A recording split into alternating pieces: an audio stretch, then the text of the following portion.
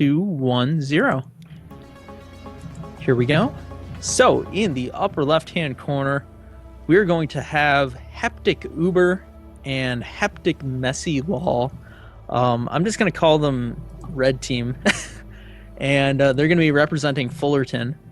And in the lower right, we have Anomaly and Rawls. And they're going to be representing Washington. So let's see. I kind of screwed up my... There we go. So Terran Protoss versus Terran Protoss on this map. I've been playing a little bit of 2v2s lately. And me and my silver friend actually play some Masters. Very exciting. I know you guys don't care, but all the same, it's great to wall off if you have Terran Protoss teams. Just because, you have the Protoss player and they can get a pylon up there and maybe get their gateway involved in the wall. And all you really need is a pylon, gateway, depot, and barracks. And you can pretty much wall off any of the 2v2 maps that have ramps. So right now, Haptic Messy is going to come over here and he's going to fail to scout in this upper right-hand corner. He's not going to see much. And he's going to go down to the correct position. And Rawls, he's just getting down his barracks right now. And it looks like Haptic Uber is doing the same thing. But his barracks is not going to be in his main base. That's actually going to be in, I guess it's what would be his natural expansion. And Anomaly, he's going to come over here with his probe, and he's going to see nothing. He doesn't see a barracks. He doesn't see a gas. So I bet he's pretty confused. He might be expecting some type of proxy. But this is not your standard proxy. It's not, on the other side of the map. It's actually, on your side of the map. So he can float it back into his main base very easily if he needs to. But, it's there for a little bit of decreased rush distance.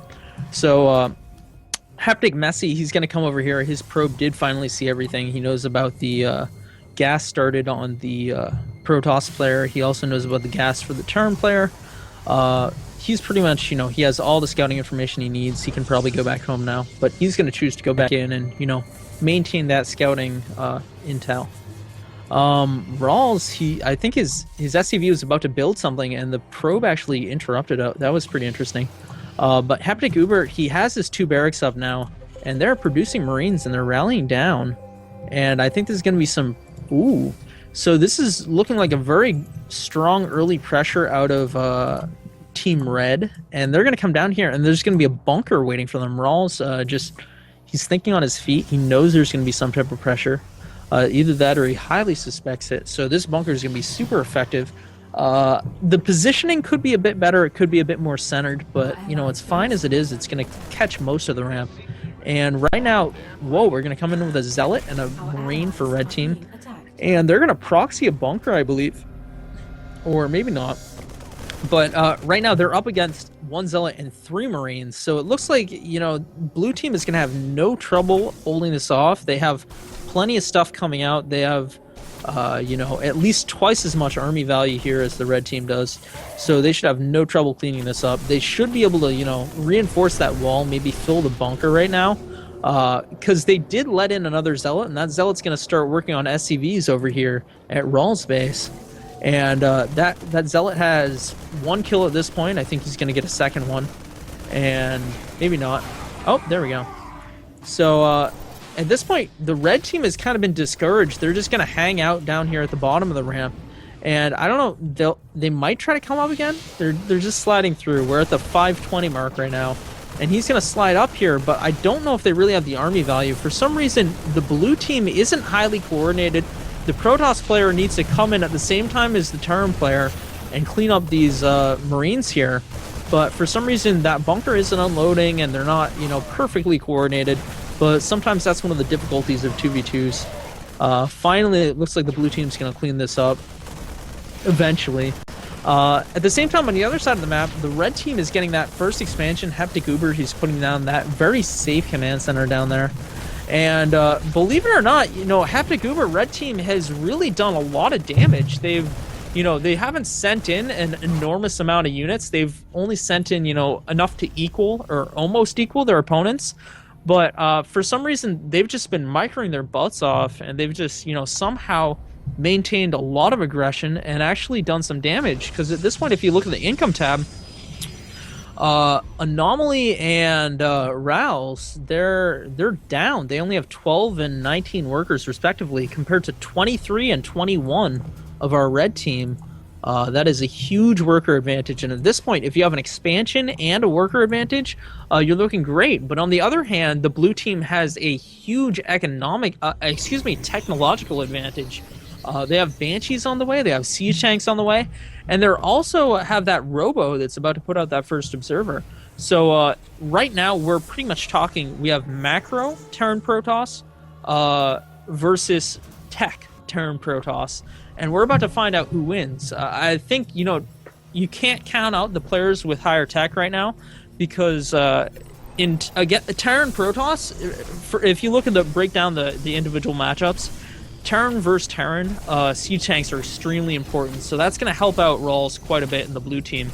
And Protoss versus Terran, Colossus are very important, and I think Anomaly is going to get those out pretty quickly. But Heptic also, he's actually closer to Colossus, which is interesting. I'm not sure how he got there, but his Robotics Bay is up, and he's going to be putting down, they're about equal on their Immortal timing. And he's, ready to start pumping Colossus. So I don't know. I'd give the advantage to the red team at this point, but you can never tell when siege tanks are on the map.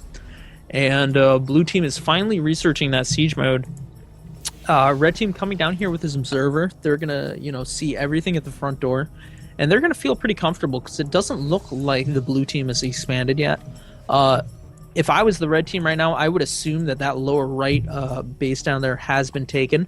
But for some reason, it still hasn't been. I think the blue team is really looking to, balls to the walls, all in, all or nothing right now. If not, they definitely would have taken that base because it's a very easy base to take. It's right there. You couldn't have an easier base on any map to defend than this. So, the fact that they haven't taken it means they mean business. They want to finish this game. But the red team, on the other hand, they're still chilling out. They took that base. They're very well saturated. And at this point, they're even sending an SCV and a probe to the lower left so that they can continue to expand, maybe. This depot here is going to deny any expansions from the blue team. And the blue team is going to be moving across right now. They have one proxy pylon up, another one right out here with Yanchi and tanks and all these Protoss gateway units and Immortals. And they're going to siege up. And if you look at the red team, they have no siege mode. So this range advantage is just going to allow the blue team to pick away at this front door.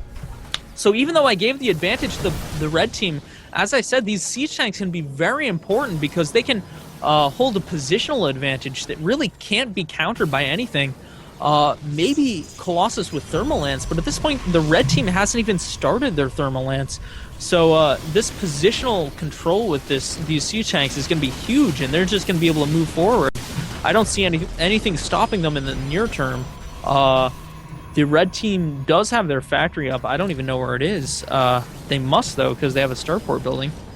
And, that first Colossus is out, but it doesn't have Thermal Lance, and there's going to be a second Observer rather than a second Colossus behind it. So these siege tanks, they can just slowly creep their siege line forward, and I'm guessing the red team is waiting for them to creep towards the ramp, and once they make it to the ramp, they're just going to go down there, use the concave advantage to have a successful engagement. For these siege tanks, they're not going too far forward, they're not getting ahead of themselves, they're just really, being smart about controlling that ramp. And behind this, would expect the blue team to be expanding at this point, but they still haven't done that. They haven't taken that lower right expansion. They haven't tried to take any other expansions either. They're just trying to do this pressure, and that's all they're doing. One Banshee got sniped right there at the expense of a couple Marines. There was a nice Banshee snipe, and another one almost went down. Now, the blue team, they're kind of seated pretty well here. They have this position, and ooh, it looks like Heptic Uber. He's going to be putting down a command center here at the 13-minute mark, and it's going to be in the lower left, and it's going to be right next to a depot that's sitting there. I don't think he was thinking about expanding to this position when he put that depot down. I think he was thinking the other way around. But at this point, blue team, they're getting really aggressive. They're getting those siege tanks really close, and they're starting to make their own way up the cliff. They have their entire armies up the cliff at this point, and the siege tanks are just moving further and further ahead. And right now, they look really great. If the red team comes forward and they get force fielded in, they're going to be in a lot of trouble. And this siege tank is going to put the nail in the coffin. There's no avoiding this. At this point, the red team pulling in all their bio and SCVs. They're going to be pulling Colossus 2, Sentries, Zealots, everything. And these siege tanks are doing work from behind, but they're also splashing their own Marines, unfortunately for them. And it looks like this Immortal is soaking up quite a bit of damage too. And this bio is coming in here, but there's still 2 siege tanks on the low ground and a lot of units to soak up damage. And it looks like, believe it or not, that was a somewhat even engage, but blue team is going to come out on top, and they just have enough leftover Banshees. That one Viking is going to make a huge difference because the blue team has no anti-air at this point. Back at the blue team base, there's actually a Warp Prism that's been warping in Zealots, and these Zealots are just chopping their way against everything. They've taken out one mineral line. They're going to be going into the Protoss mineral line right now. And it looks like the red team, now that they've kind of defended this position and they have that extra base advantage, they're ready to move out, and they're going to move in and maybe control the center of the map. And they've done this incredible economy damage. If we look at the economy, Ral's only has 7 workers left, and Anomaly has 22. And they don't have any expansions, whereas the red team, they have at least, I guess they have 2 expansions technically. One of them is kind of not centered properly on the minerals in the lower left, but it still counts, I guess. And they have a nice standing army in the middle, so I think they're going to go ahead and kill this proxy pylon. They're going to make their way across the map and see if they can't make a rebuttal against these siege tanks, because once you kill all the siege tanks, it takes a long time to rebuild. So that's one of the issues that Rouse is facing right now. He only has 1 siege tank, and he really doesn't have much else except for the Banshees, and they have not been harassing. So the blue team has really slowed down. They haven't taken that expansion either. They're just trying to resaturate right now, which is unfortunate.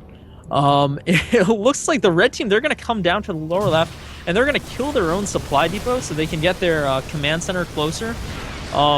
They probably should have been thinking about that a little bit earlier, but I won't hold it against them since they're holding the lead right now. And right now, I'm surprised the Protoss player on the red team has not decided to expand yet. He's still on 1 base. So there's only 1 player in this entire 4-player game that's expanded, and that is Heptic Uber. So good work. Congratulations to him. I'm glad you understand the importance of expanding.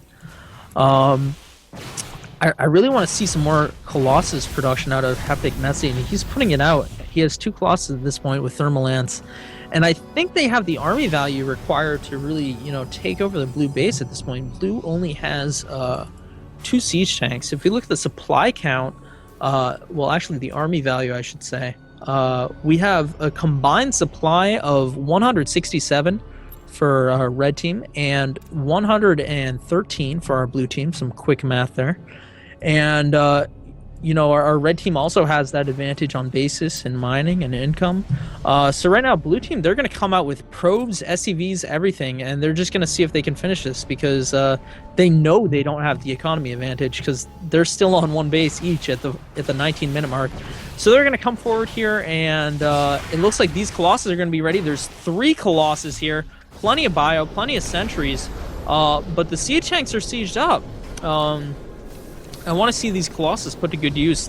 I want to see the light show, because things are going to go down pretty quickly against Zealots and Marines and all of those light units when there's Colossus involved. And it looks like here it is. The Colossus are coming out. They're doing a little bit of damage, and there's great force fields at the ramp, just keeping this army contained. And the Colossus are just going to chew up everything. The GG from Anomaly and the entire team. That's actually going to go to... let's see.